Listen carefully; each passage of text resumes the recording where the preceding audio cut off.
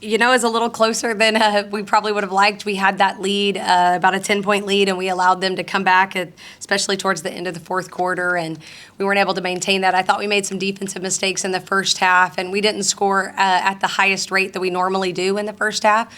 But for us to be able to close out a win against a really, really good team, they're a very quality team. I don't think their record does them justice. I think they're really good.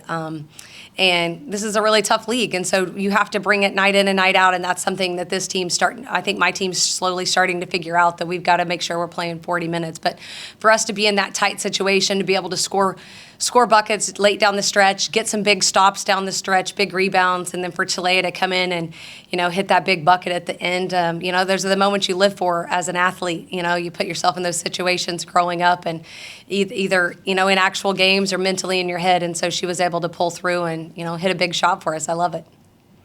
5 for 7 from the field tonight from Megan, 6 boards and 12 points, almost a career high. How did she help you grind your way to victory tonight? That's one thing that Megan always does. Megan's gritty, and she doesn't always get the credit she deserves because some of the things that she doesn't make the stat sheet. But she's very gritty. She always helps us get big rebounds or defensive stops, and she's capable of scoring at a high rate. I know most people haven't seen her do that, but we know that she can. And so for her to be able to score, get down the lane line, get some big rebounds for us, that's something we've been talking about a lot this week. She's got to step up like that. She did a great job. A tough road trip going to Denver. I wouldn't necessarily say the cleanest of games tonight, but how do you prepare the team, their mindset heading into Saturday? It's a quick turnaround. We got to fly out tomorrow, deal with the altitude a little bit. But I think just helping us refocus and doing the little things right. I think we have to listen a little bit better, and we just have to execute at a higher rate. I think our energy and effort.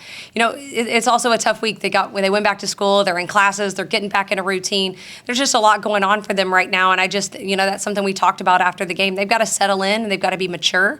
They've got to be able to handle the fact that we do have to travel. They do have to, handle their business in the classroom and be very mature right now. And I think that as we go on this trip and as we settle in next week, it'll be good for us. But we got to continue to grind. We got to do the little things. We can't get out rebounded, and we got to make sure we go in 10 points better. We can't leave any extra points on the board.